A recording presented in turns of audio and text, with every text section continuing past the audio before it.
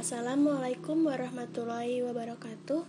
Halo semuanya, saya Rizky Frida akan menjelaskan tentang pengguna dan pengembang sistem pada mata kuliah Sistem Informasi Manajemen bab 4. Organisasi sistem informasi bagi organisasi. Sistem informasi ini dikembangkan dengan kegunaan untuk mendukung keseluruhan organisasi, eksekutif, dan area bisnis, di mana sistem ini dirancang khusus untuk organisasi fisik, yaitu bagaimana cara sumber daya fisik ini dialokasikan ke berbagai area-area fisik perusahaan.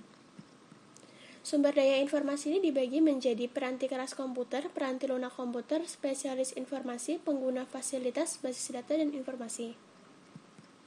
Spesialis informasi ini dibagi menjadi 6, yaitu analisis sistem, yang bekerja dengan pengguna untuk mengembangkan sistem baru dan memperbaiki sistem yang sudah ada. Selanjutnya, administrator basis data, yaitu seorang spesialis informasi yang bertanggung jawab atas basis data. Selanjutnya, webmaster. Webmaster ini bertanggung jawab atas isi dan penyajian situs website. Tugas penting dari seorang webmaster adalah melacak orang yang mengunjungi halaman website perusahaan. Selanjutnya, spesialis jaringan. Spesialis jaringan ini bekerja dengan analisis sistem dan pengguna dalam membuat jaringan komunikasi data yang menyatukan sumber daya komputasi yang menyebar. Selanjutnya, programmer. Programmer ini menggunakan dokumentasi yang dibuat oleh sistem analisis untuk membuat kode program komputer yang mengubah data menjadi informasi yang dibutuhkan oleh pengguna. Selanjutnya ada operator. Operator ini menjalankan peralatan komputasi berskala besar seperti komputer mainframe dan server. Struktur organisasi layanan informasi ini dibagi menjadi 2, yaitu struktur organisasi inovatif dan struktur tersentralisasi dan desentralisasi, seperti yang ada pada di gambar. Komputasi pengguna akhir. Komputasi pengguna akhir adalah pengembangan seluruh atau sebagian sistem informasi oleh pengguna.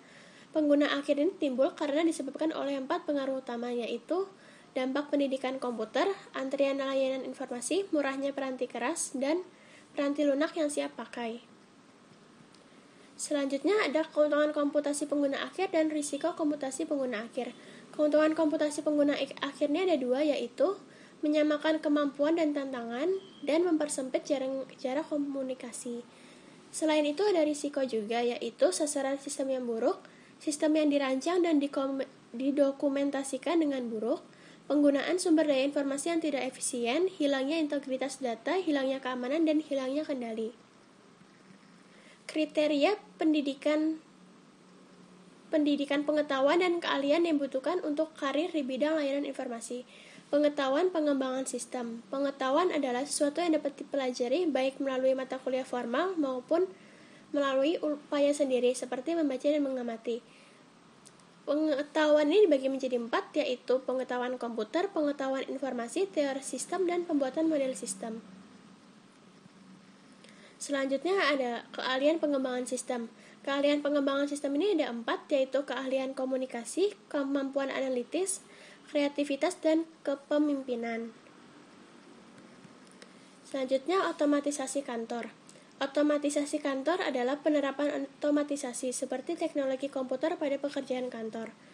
Otomatisasi kantor atau office automation meliputi seluruh sistem elektronik formal maupun informal yang berhubungan dengan komunikasi informasi dari orang-orang di dalam maupun di luar perusahaan.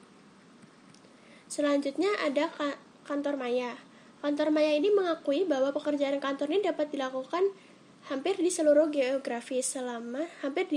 seluruh daerah di dalam geografi selama tempat kerja tersebut terhubung dengan lokasi tetap perusahaan oleh suatu jenis kemampuan komunikasi.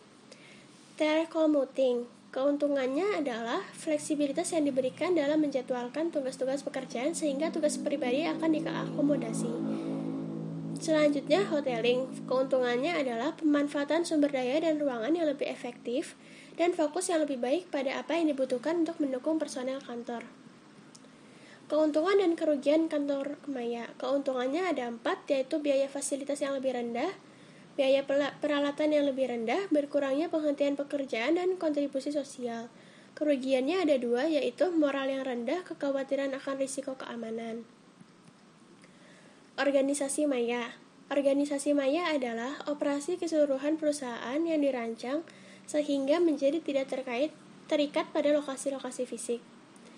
Selanjutnya ada ringkasan. Ringkasannya adalah struktur organisasi bisnis klasik yang terdiri atas area merupakan sebuah kemasan sumber daya fisik.